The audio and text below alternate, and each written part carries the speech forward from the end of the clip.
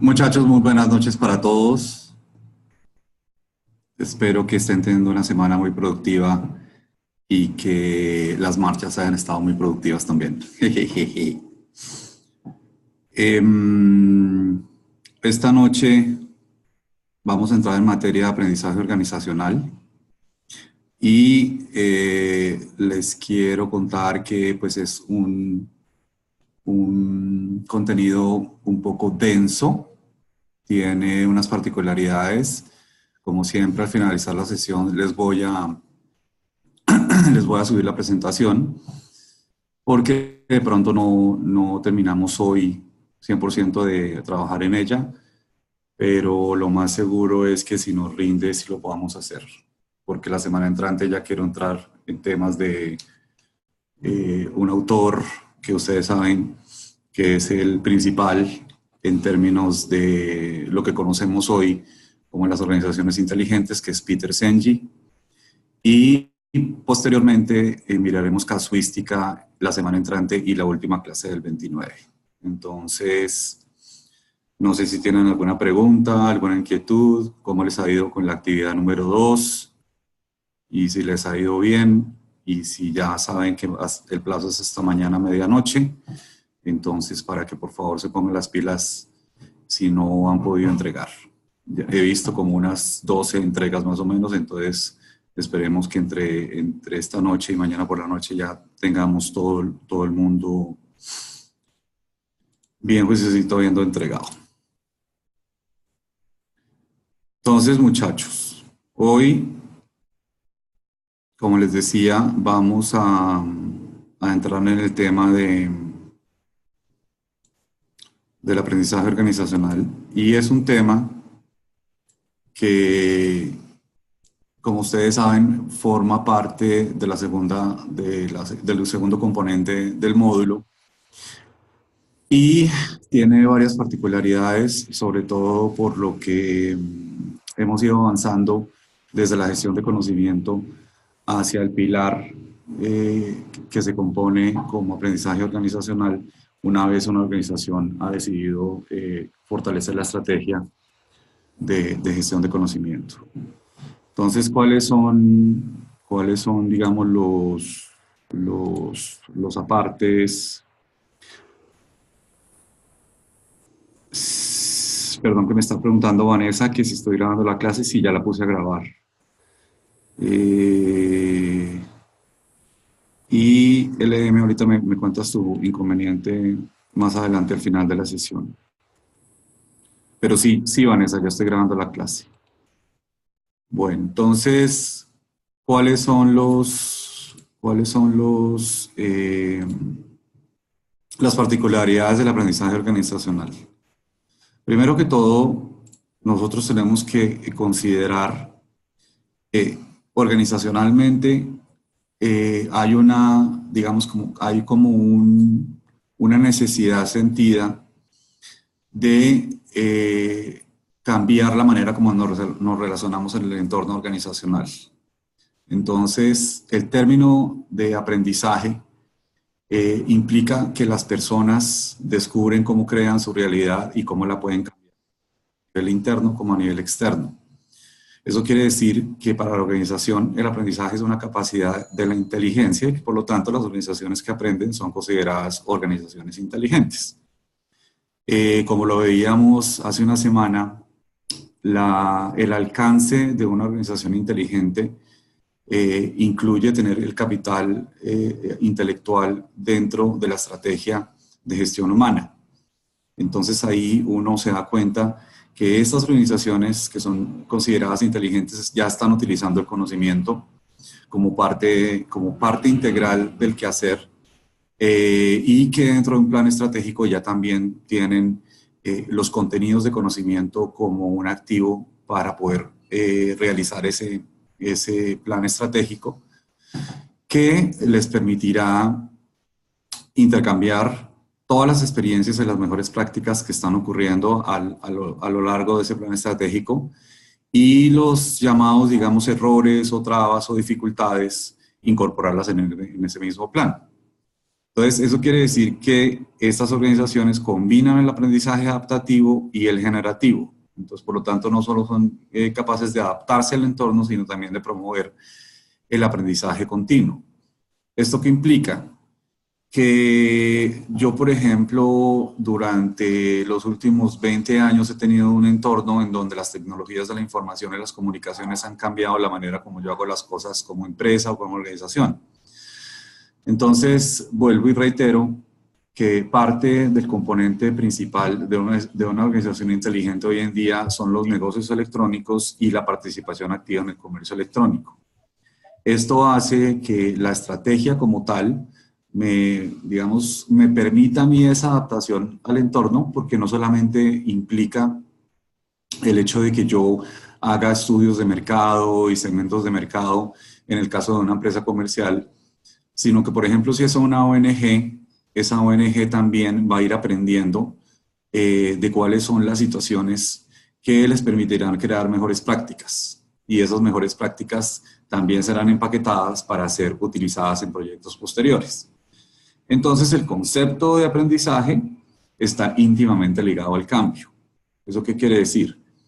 Que como hemos hablado en sesiones anteriores, la gestión del cambio está relacionada también con el aprendizaje organizacional y con la gestión de conocimiento.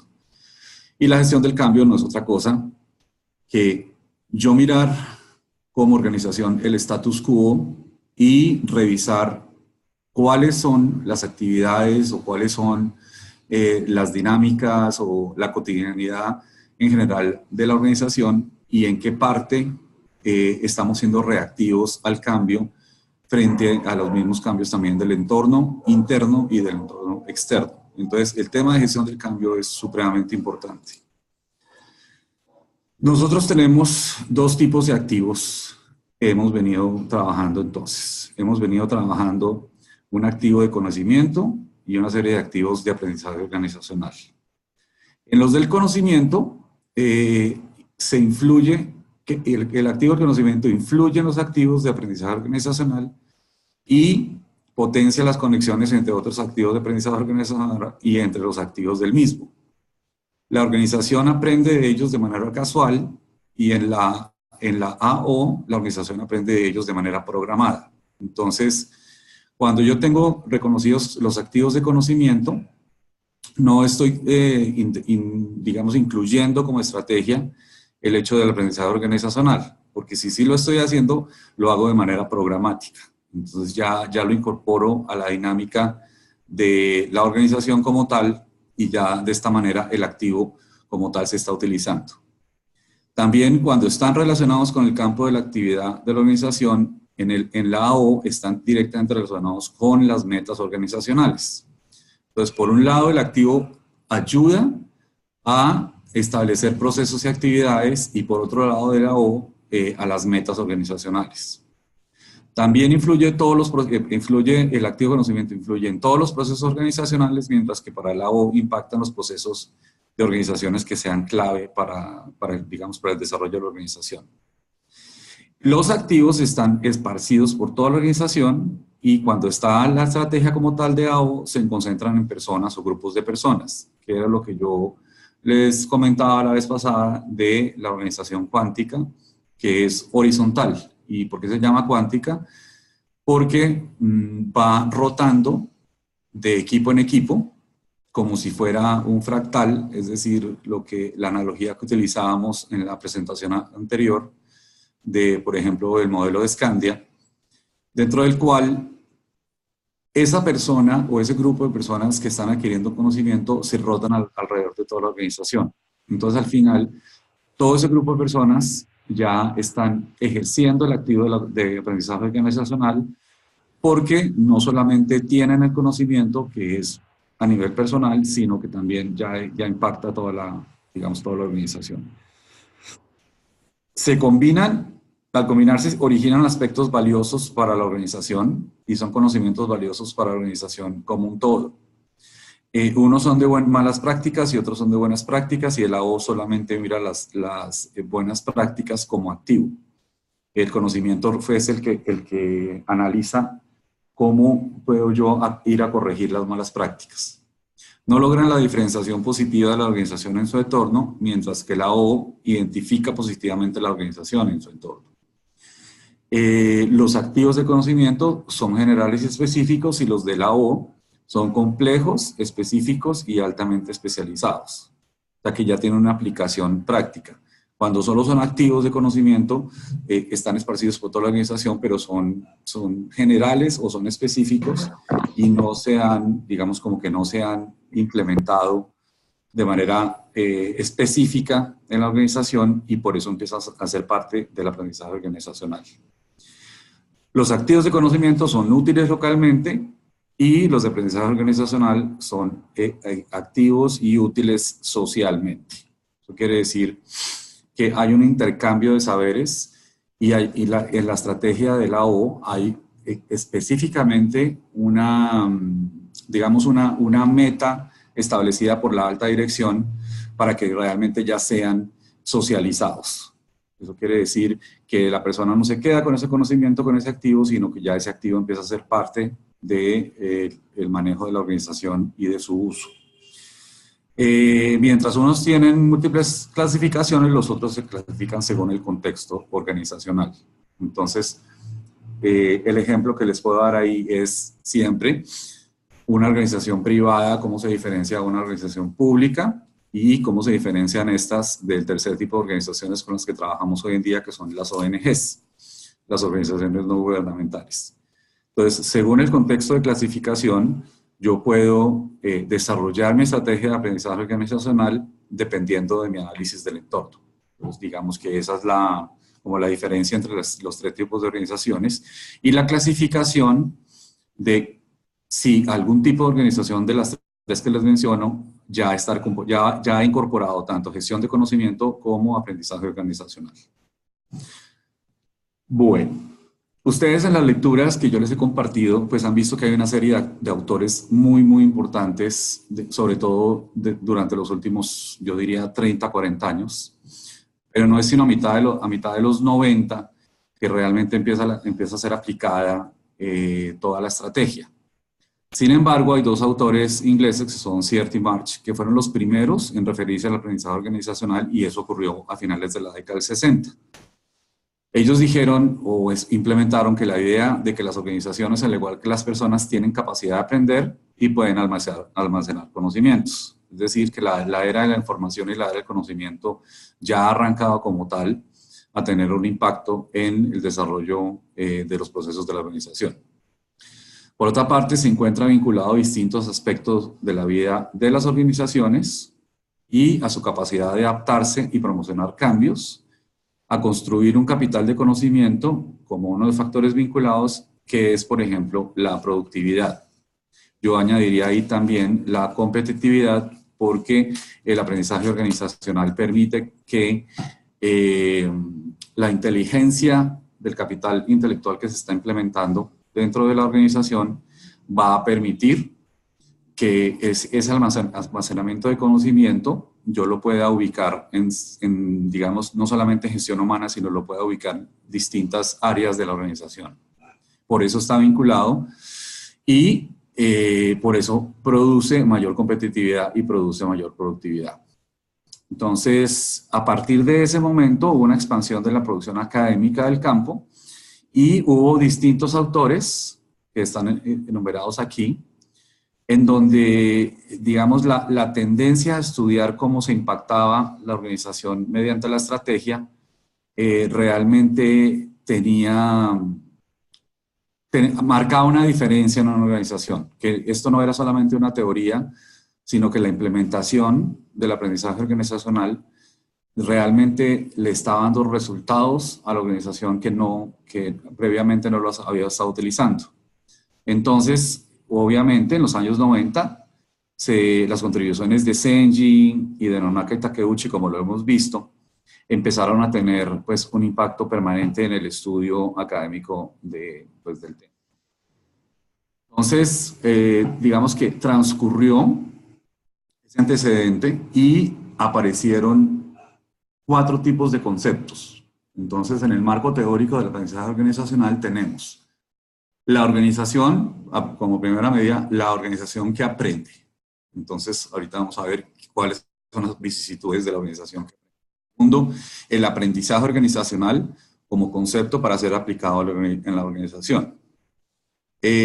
Aunque estos dos, digamos, pareciera que son lo mismo, realmente uno es el carácter teórico y el otro es el carácter práctico. Organizaciones que aprenden quiere decir que yo estoy implementando la teoría a la práctica. Y de ahí salto al tercero, que es el conocimiento organizacional, y este concepto hace que empiece yo a contemplar la gestión de conocimiento, y por lo tanto el cuarto es la gestión de conocimiento como tal. Entonces hay una transición. Digamos que los cuatro están interrelacionados. Miremos a ver entonces cuáles son y cómo se clasifican los cuatro.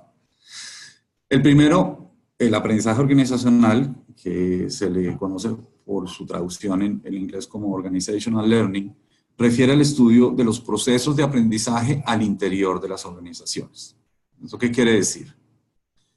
Yo, por ejemplo, puedo tener dentro de la planificación del mes de la organización un estudio de caso, y el grupo de trabajo que ha estado trabajando ese estudio de caso lo presenta a toda la organización para que toda la organización aprenda sobre ese estudio de caso. Entonces ya el proceso de aprendizaje arranca porque ya se vuelve común, como les digo, puede ser una vez al mes, una vez cada 15 días, empieza a ser utilizada toda esa información para que la organización sea una organización inteligente y realmente tenga gestión de conocimiento. Entonces, digamos que este acto de decidir dentro de la cotidianidad mes a mes, de tener este tipo de grupos de estudio al interior de la organización, hace que esos mismos estudios se orientan a analizar y caracterizar el fenómeno de aprendizaje desde un punto de vista académico. Entonces, eso quiere decir que, por ejemplo, a algunos de nosotros en una organización nos pagan para ir a un seminario, para ir a un foro, para ir a un congreso de nuestra área. La organización inteligente inmediatamente regresa a esa persona o ese grupo de personas que hayan ido a esos eventos a replicar y a multiplicar el conocimiento que adquirieron. Entonces, no es solamente que la persona va, adquiere el conocimiento y la aplica individualmente, sino que dentro del aprendizaje organizacional, la idea es que académicamente hablando, la organización piense que está también absorbiendo ese conocimiento que se adquirió por parte de nuestros compañeros que asistieron al evento, al foro, al congreso, al seminario, etc. Entonces, ahí llegamos al concepto de las organizaciones que aprenden. Entonces, ahí se hace referencia a un ideal de tipo organización dentro de la cual hay una capacidad efectiva para aprender y para prosperar. El aprendizaje es continuo. La organización decide que debe haber una capacidad de aprendizaje dentro de su misma organización, y lógicamente, pues quien marcó la diferencia de cómo una organización debe aprender fue Peter Senge, quien efectivamente acuñó el concepto de una organización inteligente, donde se postula la capacidad de organización para transformarse a través del aprendizaje.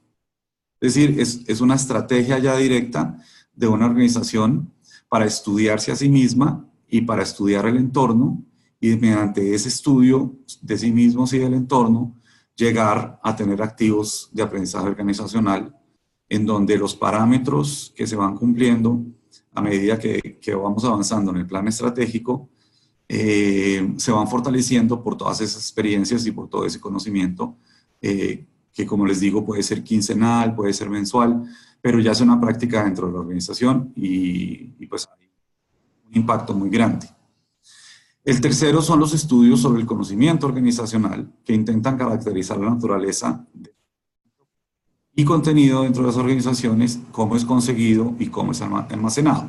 Entonces, por ejemplo, la escuela japonesa plantearon que un modelo dinámico de creación de conocimiento se fundamenta en el supuesto crítico que el conocimiento humano se crea y se expande a través de la interacción social del conocimiento tácito y del conocimiento explícito.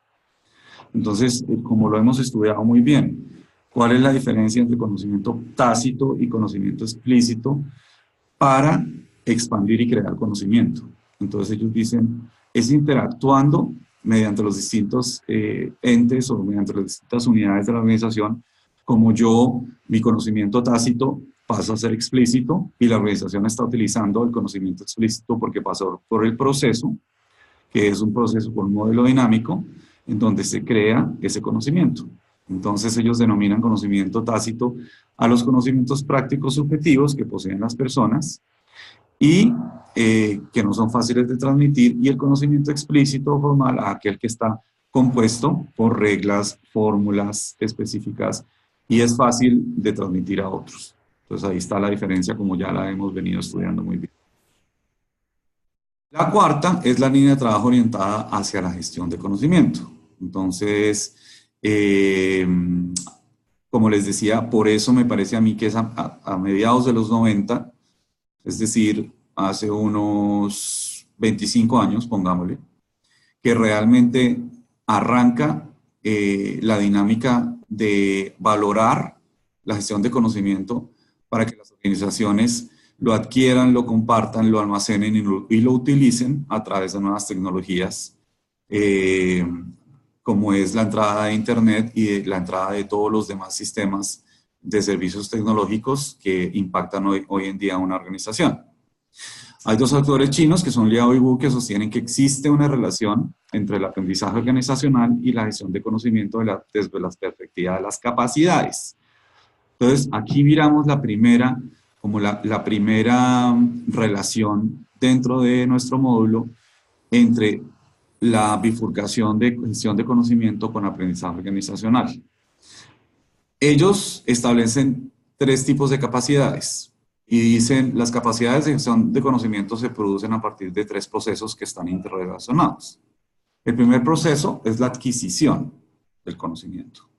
Es decir, yo busco y adquiero un nuevo conocimiento, o creo un nuevo conocimiento a partir de lo que existe a través de la colaboración entre personas, sectores involucrados. Entonces, ese es el de adquisición de conocimiento. Ese es digamos, esa es la primera capacidad de gestión. La segunda es la capacidad de conversión, hacer el conocimiento utilizable. En esta capacidad de conversión yo estudio mejores prácticas o estudio modelos de éxito, lo que hablábamos anteriormente en clases pasadas, el proceso de benchmarking. En ese proceso de benchmarking yo busco hacer la conversión y busco qué realmente es aplicable y cómo se puede aplicar el conocimiento dentro de mi empresa. Entonces, esa es como la segunda capacidad. La tercera capacidad es la aplicación ya como tal del conocimiento, que está orientado, obviamente, a la utilización del mismo. Y eso hace que estas tres capacidades produzcan una interactividad entre todos los componentes de la organización y yo pueda adquirir, convertir y aplicar conocimiento ya como, digamos, como una estrategia de aprendizaje. Entonces, esos son como los tres principios que se desarrollan a través de las tres capacidades que establecen los autores. Ahora, hay unas dimensiones conceptuales e indicadores para estudiar por qué y cómo hemos llegado a la estrategia del aprendizaje organizacional. Entonces, hay un artículo de dos autores, que son Ramírez y Zapata, en 2011, que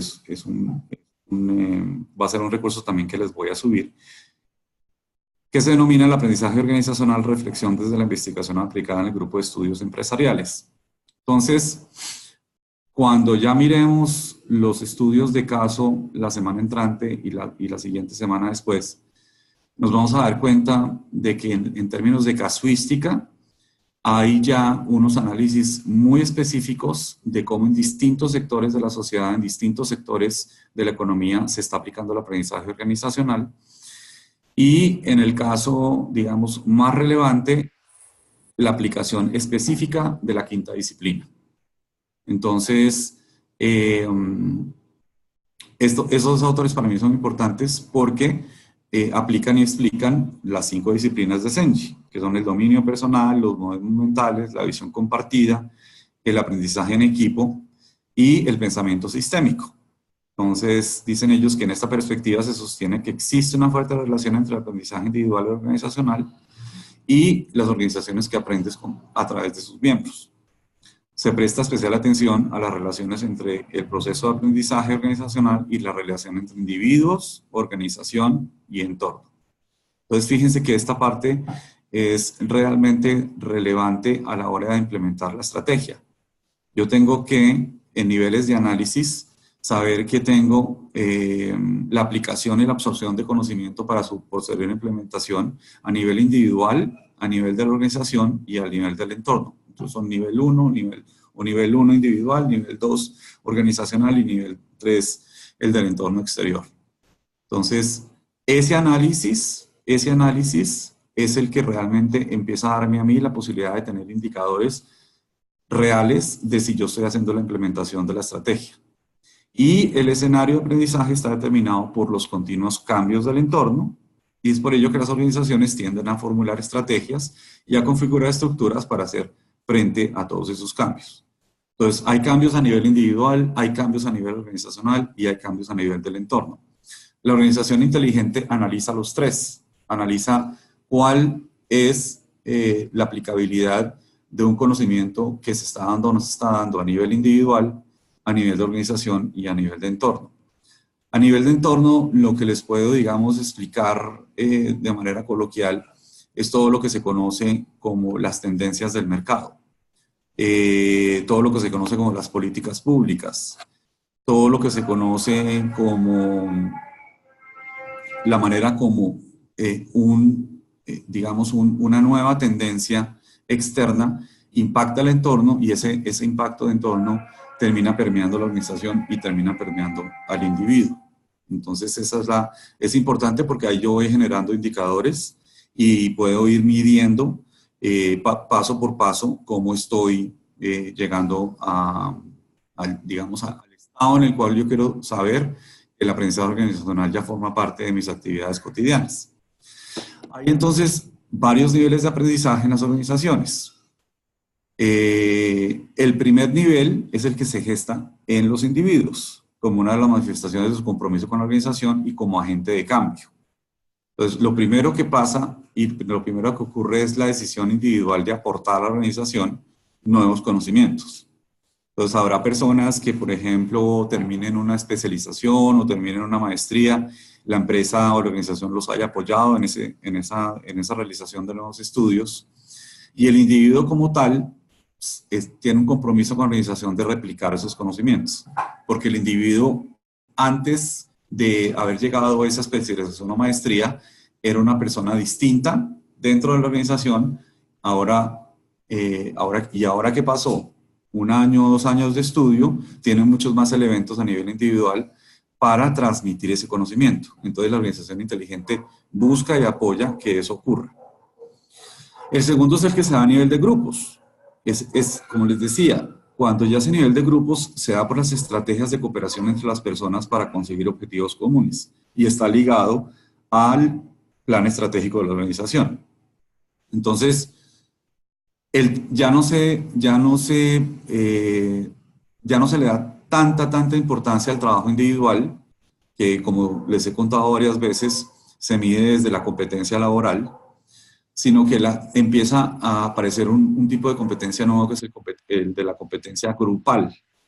Entonces, ese nivel grupal ayuda a reformular las estrategias dentro del mismo plan que yo estoy cumpliendo como organización, ayuda a fortalecer el tipo de cooperación para que ya al final, dentro de la revisión anual o bienal que yo haga del plan estratégico, me voy a dar cuenta si todos los objetivos se están cumpliendo como deberán haber estado cumpliendo gracias digamos, a ese nivel de aprendizaje. El tercero, entonces, es el nivel de la organización. Ese se da en la medida en la que la organización en su totalidad aprende a recibir toda la retroalimentación del medio, adelantándose a los cambios. Entonces, ¿qué pasa? Después de que yo tengo un análisis individual y lo paso a nivel grupal, ya el nivel grupal puede estar preparado para analizar el entorno.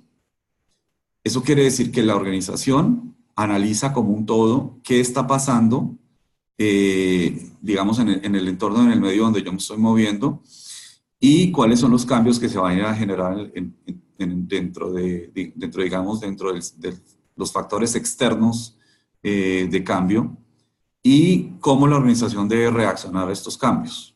Eso básicamente quiere decir que puede haber una implementación, digamos, de una política pública donde yo voy a salir afectado como organización porque hasta ese momento yo venía interactuando, digamos, con una ley. Pongamos el caso de la Ley 100. La Ley 100 de 1992-93 cambió completamente el sistema de salud colombiano. Entonces, hasta ese momento, los hospitales, los médicos, digamos, las empresas que prestaban algún tipo de servicio de salud, tenían unas reglas determinadas que estaban impactadas por la ley que precedió la Ley 100. Entonces, ahí, cualquier hospital o cualquier clínica que hubiera tenido un desarrollo frente a lo que eran las reglas de juego anteriores, tuvieron que adaptarse a la implementación de la Ley 100. Entonces ahí lo que vemos es que el entorno político, el entorno económico, el entorno social, el entorno cultural, siempre va a afectar a la organización y depende de ella misma cómo reacciona a esos cambios. En el caso, digamos, que estamos hablando, el ejemplo que les estoy dando es en el sector salud, permanentemente se están dando traumatismos permanentes, o porque la ley no quedó bien formulada, o porque el sistema no ha podido adaptarse, las organizaciones y los individuos no han podido adaptarse a la nueva ley. Entonces, en ese nivel de aprendizaje, la organización aprende a reaccionar y aprende inclusive a establecer unas reglas del juego. Entonces, el POS, el Plan Obligatorio de Salud. Hay empresas que no han podido verdaderamente tener ese proceso de adaptación y han quebrado. Ustedes recuerdan a Café Salud, recuerdan los casos, digamos, de empresas que no pudieron sostenerse frente al cambio que les representó la Ley 100 o la implementación de la Ley 100. O otras empresas, se me ocurre Salud Total, que van a la vanguardia y saben cuáles son digamos, las fallas y las trabas en el sistema e intentan solucionarlas para ser más competitivas. Entonces, aquellas que en este ejemplo, aquellas que se hayan adaptado a las necesidades y a los imperativos de la Ley 100, pues han podido sostenerse, y las que no lo han hecho, pues no se han podido sostener. Y obviamente una nueva estrategia fue después toda la medicina prepagada. Entonces el tema de la medicina prepagada se convirtió en un muy buen lucrativo negocio, sobre todo porque aquellas que nos cubren bajo el POS no pudieron verdaderamente arrancar. Eso lleva entonces a que hay otro nivel de aprendizaje. Eso nos lleva a concluir que hay un nivel interorganizacional, donde las personas aprenden como parte de sus actividades diarias cuando interaccionan con otros y con el mundo exterior, y este aprendizaje conlleva la generación de innovación sobre la base de la confianza, percepción de riesgo, poder y vínculos. Entonces, en ese nivel interorganizacional, en ese nivel de aprendizaje, es donde es donde está el génesis de la gestión de innovación. Digamos que la posibilidad que tienen las personas de hacer esa interacción con el entorno exterior y la retroalimentación de ideas es llevada a la organización, y esa retroalimentación de ideas puede dar nacimiento a la innovación. Entonces, esos son los niveles. Ahora, así como hay niveles, hay factores que promueven o permiten el aprendizaje organizacional. ¿Cuáles son ellos? El primero es la creación de oportunidades de aprendizaje continuo. Entonces, este es un concepto que se ha venido trabajando sobre todo en los últimos 10 años, el concepto de aprendizaje continuo, y es el trabajo que esté diseñado de modo tal que las personas puedan aprender en el trabajo y que exista oportunidades de aprendizaje y crecimiento. ¿Por qué les digo los últimos 10 años? Porque hoy cada día se ve más y más y más cómo dentro de la cotidianidad semanal de una organización hay espacios en donde la retroalimentación de conocimiento es muy común. o es un estándar. Ya no es solamente el individuo que hizo digamos, una especialización, un posgrado, sino que el aprendizaje es interno y se realiza de manera permanente. Entonces las personas empiezan a aprender en el trabajo. O sea, no estamos orientados solamente por tareas, porque si estuviéramos orientados solamente por tareas, eso querría decir que yo no tengo la oportunidad de aprender dentro de la organización, porque solamente estoy cumpliendo un horario de 8 a 12 y 2 a 6 o de 9 de la mañana a 5 de la tarde continuo, lo que sea, pero estoy elaborando solamente tareas, estoy ejecutando solamente tareas. Esto dificulta el aprendizaje organizacional y no es, digamos, la base para entrar en la dinámica de ese aprendizaje continuo. El segundo factor es la promoción de la indagación y el diálogo como espacios en los que las personas puedan expresar sus puntos de vista e indagar en los pensamientos de los demás, cuestionar y experimentar. Entonces, se establece una dinámica donde, por ejemplo, los comités, en un comité, no sé, estratégico, en un comité académico, en un comité de dirección, etcétera. Digamos, hay unos puntos de agenda y en esos puntos de agenda se cubre qué fue lo que ocurrió en la última semana, si así es como se lleva a cabo, si es semanal, y qué es lo que debe ocurrir durante esta semana para nosotros poder volver a retroalimentarnos. En estos espacios o en estos comités hay un diálogo y no es solamente un jefe impartiendo órdenes o dando instrucciones, o como se me dice coloquialmente, tirando línea, sino que hay un diálogo permanente para buscar soluciones a nivel grupal. Entonces, por eso hay indagación y hay diálogo. Las personas exponen sus puntos de vista y se retroalimenta ese punto de vista a nivel grupal y se valora la manera como las demás personas están obviamente reaccionando a lo que mi compañero o mi compañera están planteando. Entonces puede haber una actividad, digamos, que se realiza a nivel semestral y esa actividad no está cumpliendo con los parámetros o no está cumpliendo con los objetivos para los cuales fue creada. Y ahí yo apelo a ese diálogo grupal para aprender o desaprender cómo la actividad realmente me da la posibilidad a mí de tener el impacto que yo quiero que tenga. Entonces, ahí es muy importante ese diálogo, ese cuestionamiento, esa exploración de indagar cuál es el pensamiento de mis compañeros dentro del trabajo en equipo en la organización. El tercer factor es la animación a la colaboración en el trabajo y al trabajo en equipo como instancias de acceso a diversos modos de pensamiento.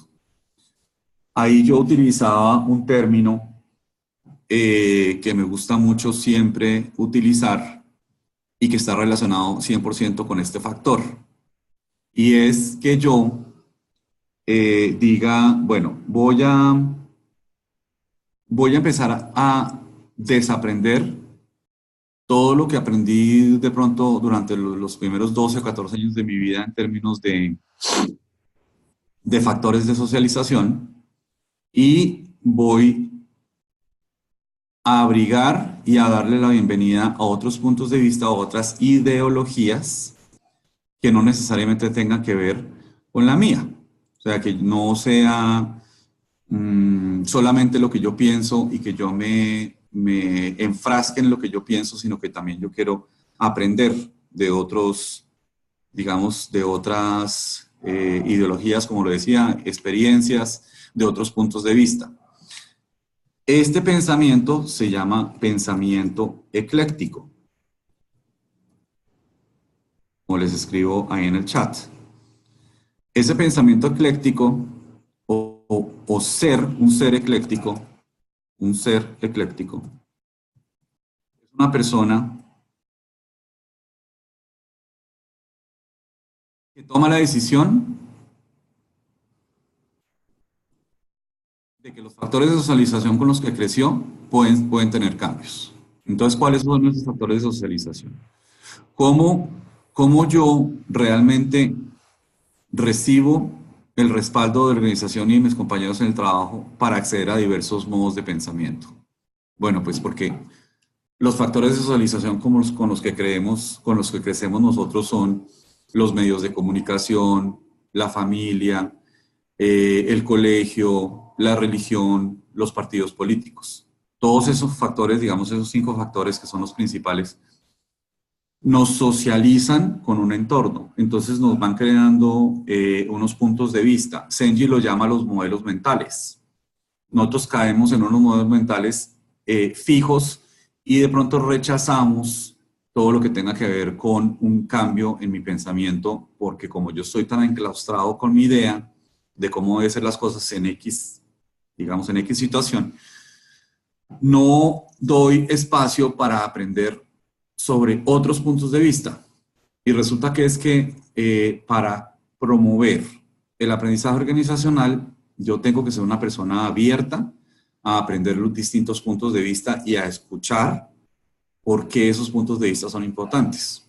Entonces, muchas veces en una organización se dan, digamos, peleas, disputas, malos entendidos, etcétera, porque las personas no quieren, no les interesa aprender, ni les interesa por lo menos ponderar y aceptar otros puntos de vista, simple y sencillamente porque eso amenaza como su propia estructura y sus propias creencias. Entonces, esto está en contra del aprendizaje organizacional, porque entre más ecléctico sea yo, es decir, entre más abierto sea yo a aprender nuevas cosas y a darle el valor a la universalidad de pensamientos, entonces yo estoy contribuyendo a ese aprendizaje, mientras que si no lo hago y me quedo tercamente, digamos, enconchado con que yo pienso así, a mí me hicieron pensar así, yo estoy cómodo pensando así, esa persona está convirtiéndose no en un agente de cambio, sino en un agente de reacción al cambio. Y eso no es lo que la filosofía que aboga el aprendizaje organizacional. El siguiente factor es la creación de sistemas para capturar y compartir el aprendizaje en la medida en que existen sistemas de alta y baja tecnología para compartir los aprendizajes con acceso y con sostenimiento a través del tiempo. Entonces, esos sistemas para capturar y compartir, ¿cuáles son? Puede ser intranet, un sistema de captura de conocimiento. Intranet, mucha gente decide adoptar la estrategia de intranet en la empresa porque es a través de intranet en donde todo el conocimiento está fluyendo. Otro sistema para capturar y compartir el aprendizaje pueden ser los comités y charlas que les digo yo de retroalimentación de foros en donde yo haya estado participando. Otro sistema para capturar y compartir es el aprendizaje de un nuevo software. Digamos que hay una actualización muy importante hoy en día en Office y yo no soy digamos, tan versado en Excel. Entonces la organización decide que va a haber una actualización, digamos, de software Office, en este caso, o aquellos que trabajen con algo, digamos, con otro software mucho más especializados, digamos, haciendo estadística.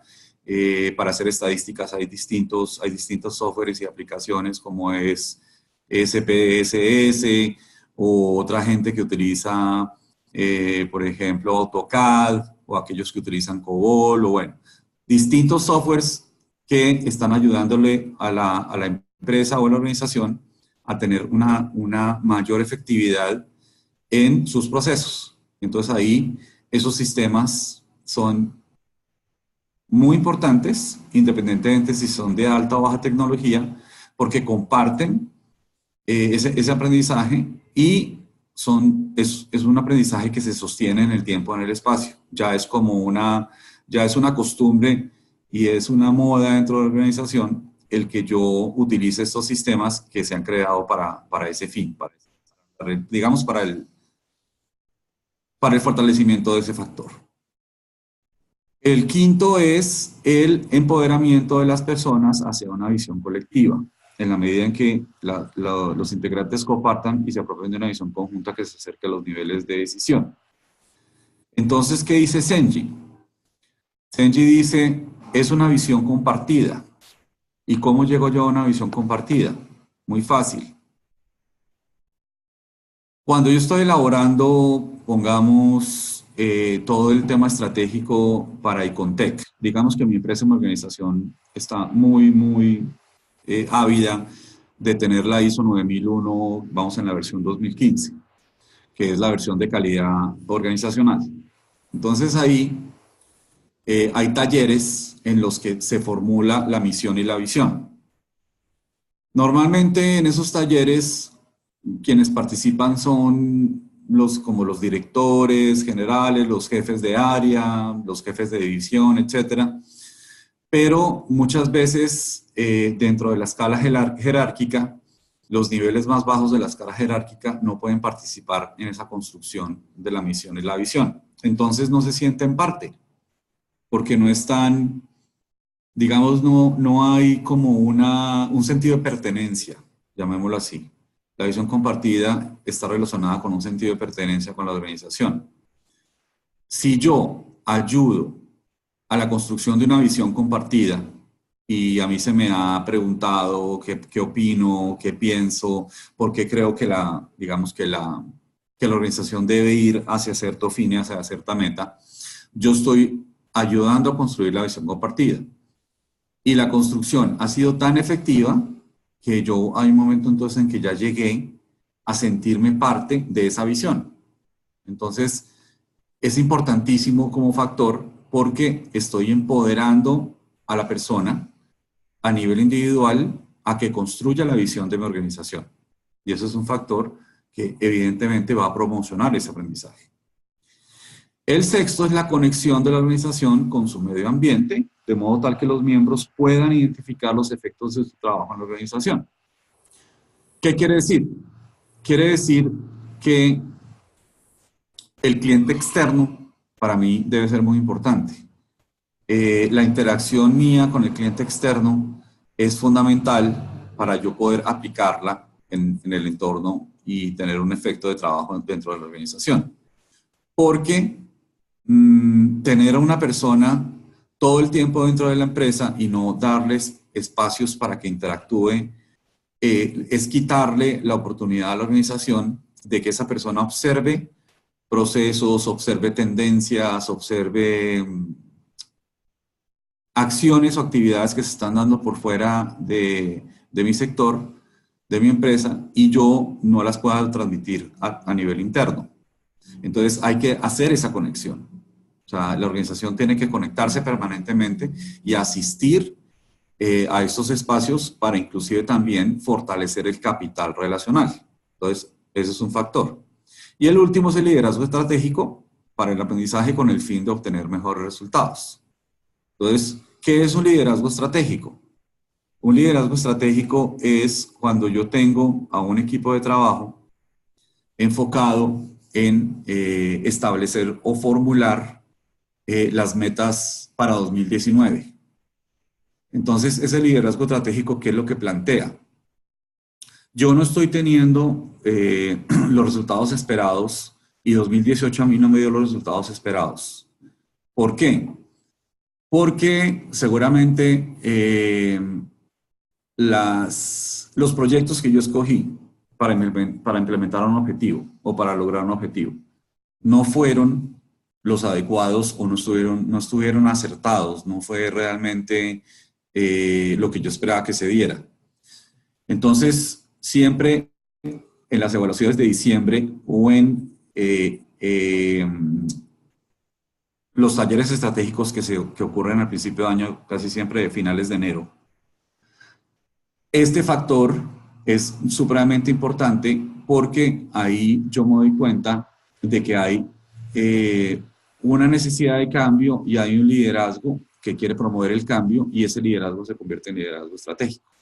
Entonces, la estrategia que no me funcionó para 2018 debe ser modificada y debe ser cambiada para que estratégicamente en 2019 no me vuelva a ocurrir lo que me ocurrió durante el año 2018. Entonces, esa digamos que es la parte fundamental dentro de este factor. Ahora, en la interacción de estos 7 factores hay un fenómeno que se denomina el aprendizaje social. El aprendizaje social ocurre hacia el interior de un grupo u organización en un contexto, es decir, en un conocimiento situado, y supone 2 cosas. La capacidad de la organización para generar nuevo conocimiento que le permita ajustarse a las situaciones inesperadas y reaccionar creativamente a ellas. Entonces, esa es como el primer resultado de tener muy bien interiorizados los factores.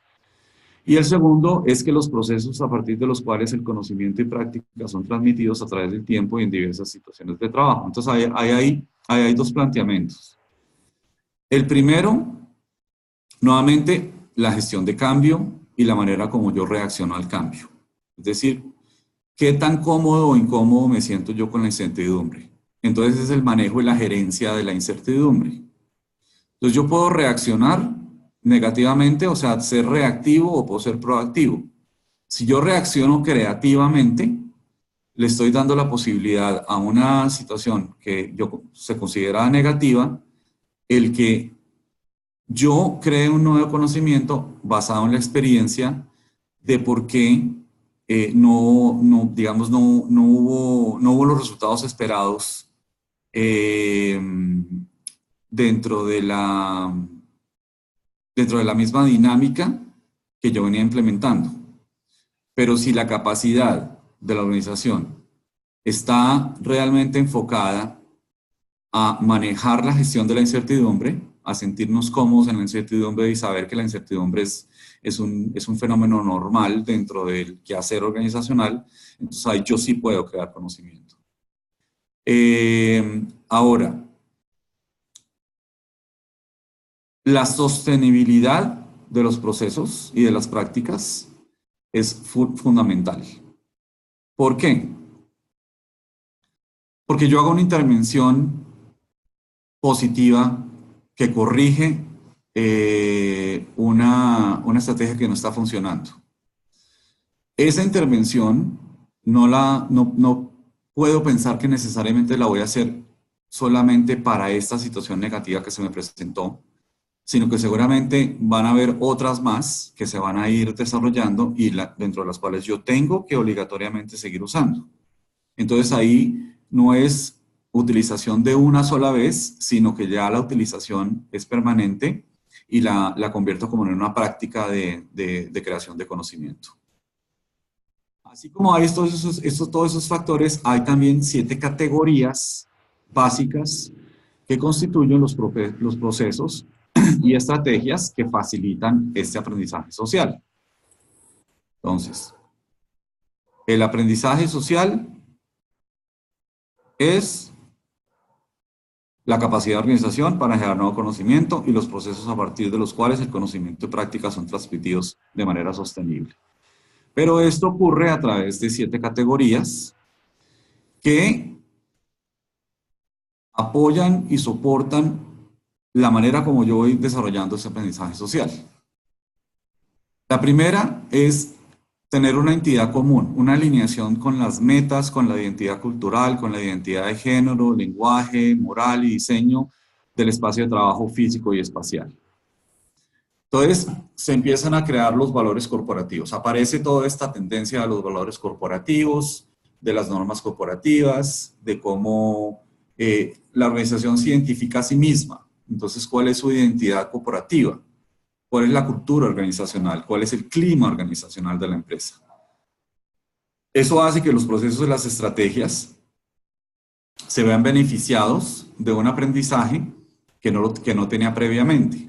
Entonces ya se sabe que los valores corporativos que hemos formulado entre todos deben ser respetados. Entonces, digamos, un valor es la diversidad, otro valor es el trabajo en equipo, otro valor es la orientación al cliente, etc. Entonces, son una serie de factores que influyen en la manera como mi empresa se ve a sí misma y cómo se ve ante los demás. Entonces, ahí El postulado es que el aprendizaje organizacional está relacionado con ser abierto a la diversidad. Entonces, que entre más diversa sea mi empresa y más y menos rígidos sean nuestros espacios de trabajo, sino que sean abiertos, etcétera, más fácil voy a facilitar ese aprendizaje social. La segunda categoría es la solución de los problemas, como una oportunidad de aprendizaje para crear unos habilitadores, que son las redes, la improvisación, la percepción de la organización, la comprensión sistémica y tiempo para preguntar y reflexionar. Esa categoría,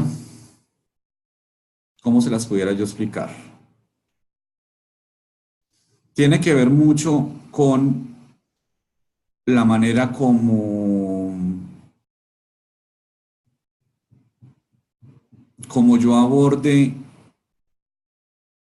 un problema que se me ha venido presentando el último semestre.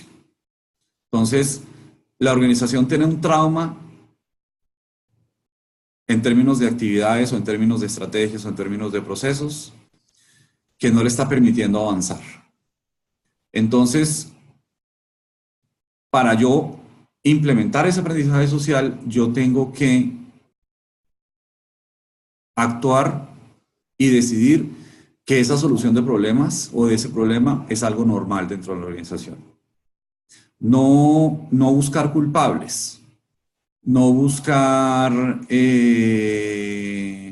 factores externos a los cuales echarle la culpa, sino que yo tengo que entrar en el ejercicio de preguntas y reflexiones. Este problema que lo tengo, ¿por qué lo tengo? ¿Por qué lo estamos teniendo?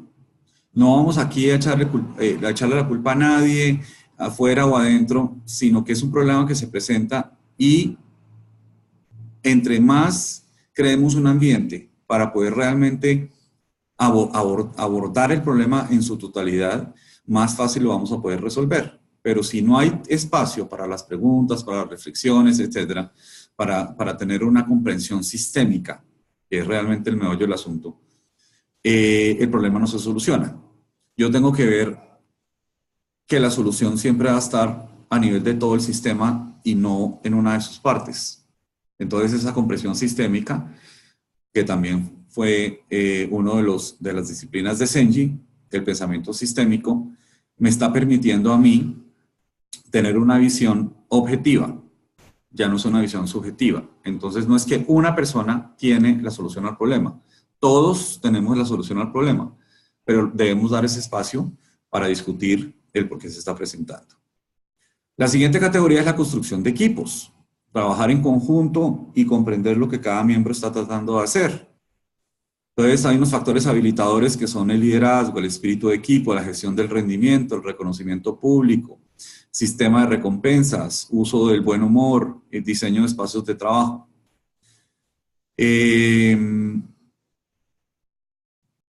Si esta construcción de equipos no ocurre, tampoco estamos desarrollando aprendizaje organizacional ni aprendizaje social. Porque ahí la empatía se convierte en un factor principal. Entonces quiero también recordarles esta palabra porque es muy importante. ¿Qué es la empatía? ¿Por qué yo tengo que aplicar la empatía en la organización, en el trabajo donde yo estoy? Porque eso me lleva a mí a ser un líder. Eso lleva a construir un espíritu de equipo. Yo sí soy capaz de ponerme en los pies de los demás. Hay una persona que a mí me cae supremamente mal, yo choco con esa persona permanentemente, pero yo me tengo que digamos, dar un espacio para preguntarme si yo he realmente dado la oportunidad para que esa persona me explique y me diga quién es y cuál es el problema que tiene conmigo o cuál es el problema que yo tengo con ella. Porque esa persona, a la hora de la verdad, forma parte de un equipo. Esa persona y yo no tenemos una interacción solamente como individuos. Entonces ahí la manera como el equipo se vaya construyendo tiene que tener empatía. O sea, la empatía es fundamental en esta categoría de aprendizaje social. Pues yo los invito a que miren la definición de la palabra y a que aprendan muy bien cómo se llega a ser empático, cuáles son las importancias y las necesidades de ser empático. Si se me dificulta mucho realmente relacionarme con una persona de mi equipo, ¿por qué está pasando eso? O sea, ¿será que yo le tengo que echar la culpa 100% a la persona o será que tengo que también verme a mí mismo y saber qué es lo que yo estoy haciendo que no permita esa construcción de equipo? Entonces, esa categoría es para mí muy importante y la palabra clave para mí es empatía. La cuarta categoría es el acceso a la información. Eso lo habíamos hablado muchísimo en clases pasadas. Antes, acuérdense lo que les había dicho yo de la definición de información. Antes, la información era un contenido. Antes de que apareciera toda la corriente de aprendizaje organizacional y gestión de conocimiento, la información era un contenido. Un contenido, es decir, estaba en un libro, estaba en un documento, estaba en una revista, estaba en un informe, etcétera, etcétera. La información está en un contenido. Hoy la información es dos cosas, un proceso dinámico y una estructura. Ya no es un contenido solamente. O sea, la información está permanentemente evolucionando para entrar a hacer ese proceso dinámico y tiene, pues digamos, tiene una estructura básica. Y el ejemplo que les puedo dar ahí como para que lo visualicen es el ADN, por ejemplo. El ADN es una estructura y todos tenemos ADN y nuestros hijos van a tener ADN de nuestros nietos o nuestros padres y nuestros abuelos. La estructura como tal del ADN casi siempre va a ser la misma o siempre es la misma, pero no como proceso dinámico, porque mi ADN como estructura es seguramente la misma con respecto a mi hijo, pero no es el mismo ADN el mío que el de mi hijo, porque es un proceso dinámico. Es como tener un molde, pero las dos personas no van a tener las mismas características. Estructuralmente van a tener mucha relación, pero lo que a mí me afectó y la manera como se estructuró mi vida y como se estructuró mi ADN, le va a ayudar a mis hijos a que dentro de su mismo proceso de evolución, de su propio ADN, ellos tengan las herramientas y los avances para que a su vez a sus hijos también ese proceso dinámico de información les permita tener más competencias. Entonces ese es el ejemplo que les puedo dar en este tema, porque aquí lo que plantea esta categoría es que hay un acceso fácil a la información corporativa en cualquier formato y los aspectos asociados son el mantenimiento de registros, creación de redes, reuniones, infraestructura en tecnologías de información. Eso quiere decir que dentro del proceso de categorización del aprendizaje organizacional y del aprendizaje social, todas mis carpetas están compartidas a través de toda la organización. Entonces yo tengo, digamos, en el disco duro toda la información de la cual mi división ha venido trabajando durante los últimos 5 o 10 años, pero esa información no solamente la tengo yo en mi computador, sino que la tiene toda la organización.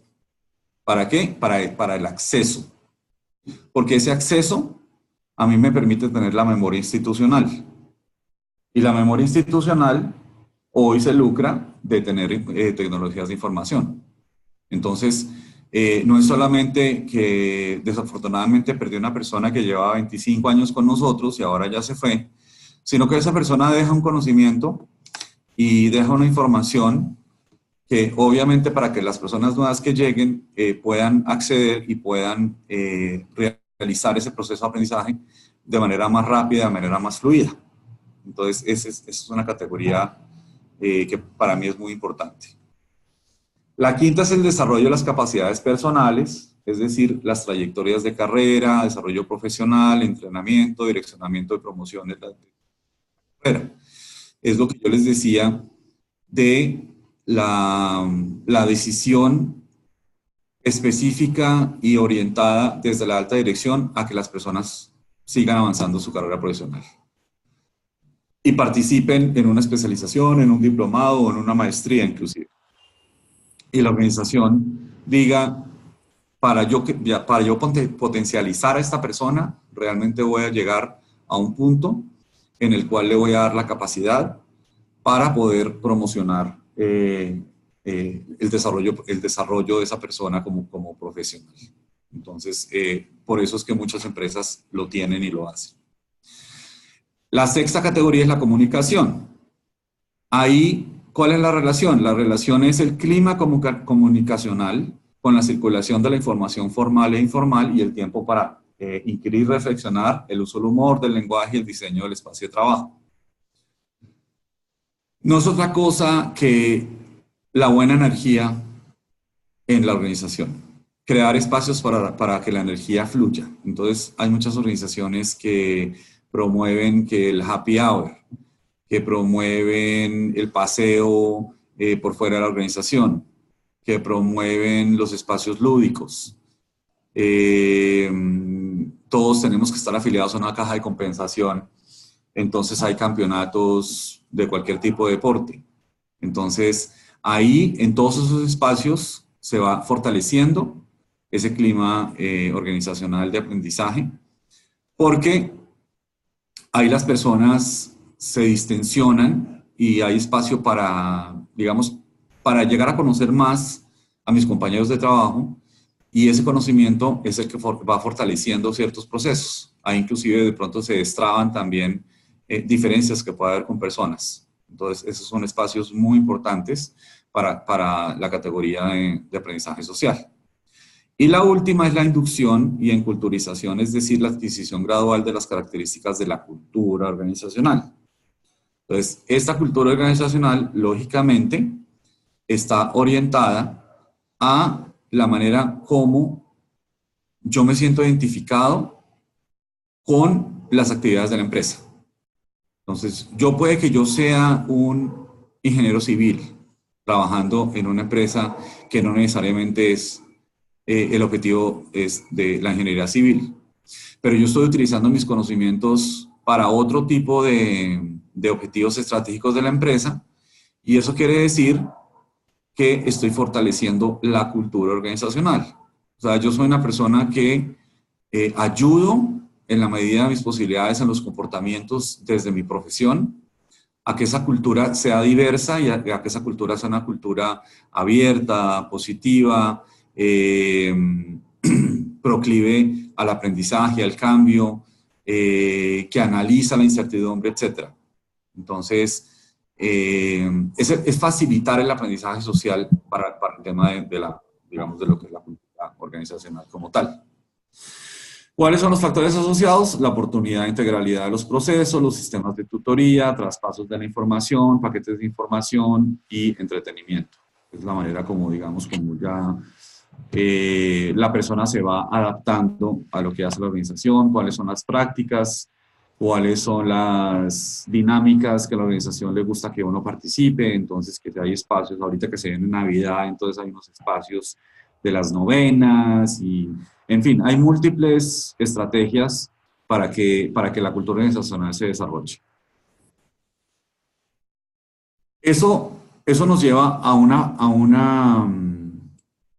análisis de el por qué dentro de todo ese aprendizaje social organizacional es importantísimo, o son importantísimos, los aspectos culturales e interpersonales que hay en los ambientes de aprendizaje. Entonces, en esos ambientes de aprendizaje hay unos valores ya específicos que se establecen, que son la tolerancia al error, la confianza, el compromiso individual y organizacional, el compartir la información, la apertura para la toma de decisiones y la cohesión cultural. Entonces, ya aquí estos factores son medibles mediante indicadores en una organización que aprende. Entonces yo, la verdad, si no tengo tolerancia al error como organización, si yo no genero espacios de confianza, si no hay construcción de visión compartida para tener compromiso organizacional y por ende tener compromiso individual, si no comparto la información, sino que siempre estoy como guardando la información, inclusive guardando mi propio conocimiento para no compartirlo con la organización. Y no busco una cohesión cultural para la toma de decisiones, entonces lógicamente no estoy ayudando a que se construyan o se faciliten los espacios de aprendizaje organizacional. Entonces, los que más promueven son el desarrollo de la capacidad de aprendizaje, es decir, las características del ambiente como contexto, y los facilitadores. Todos los facilitadores siempre serán personas o estrategias y procesos que faciliten la generación de entornos de aprendizaje.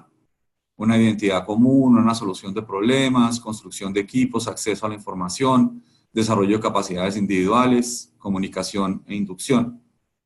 Todas estas son herramientas facilitadoras que le dan a la organización la posibilidad de saber que sí está implementando la estrategia de gestión de conocimiento de aprendizaje organizacional desde un punto de vista proactivo. Yo, adicionalmente, elaboré, digamos, un resumen de distintos autores que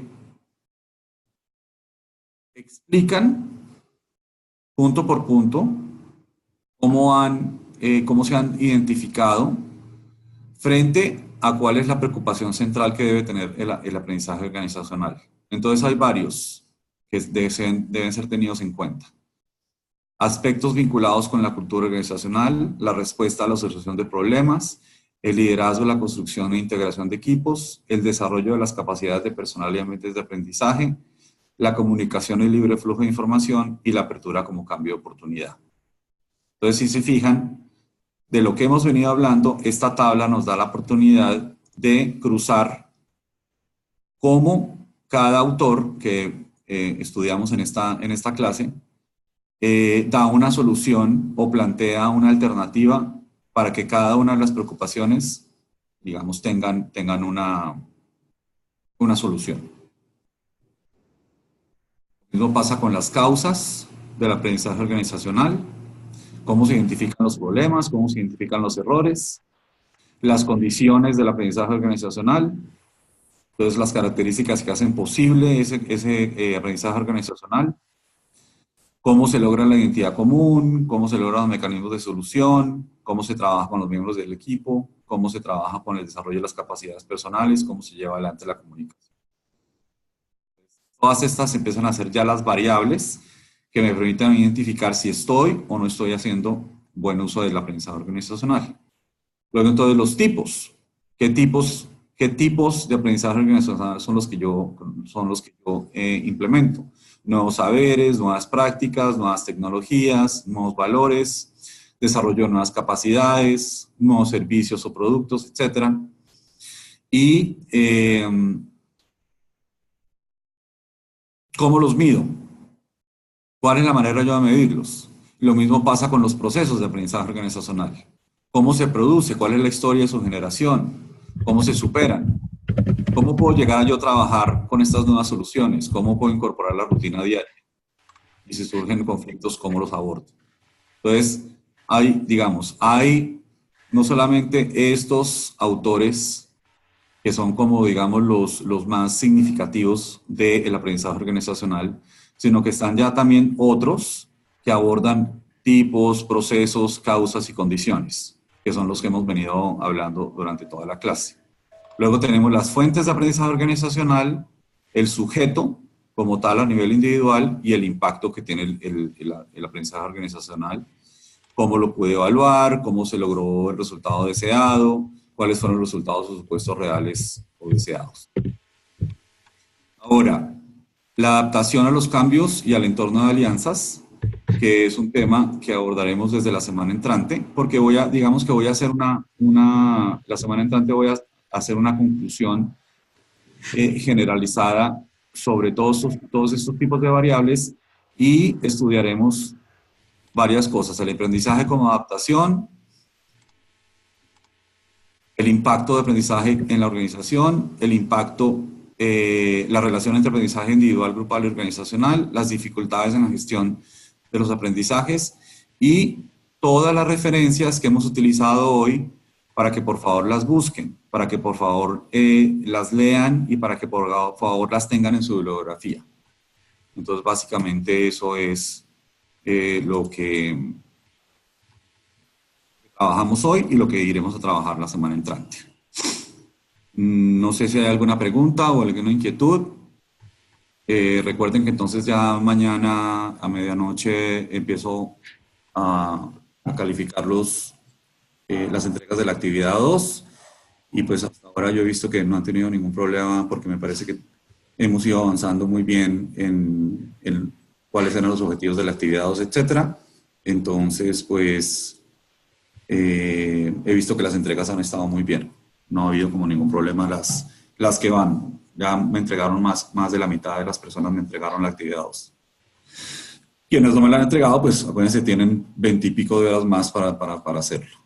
Eso sería todo por hoy, muchachos. No sé si hay alguna pregunta o no. Profe, yo tengo una pregunta para Vanessa. Para la actividad 3 dice que debemos reunirnos en parejas que el tutor nos designa. Su merced, ¿cuándo nos va a dar este listadito?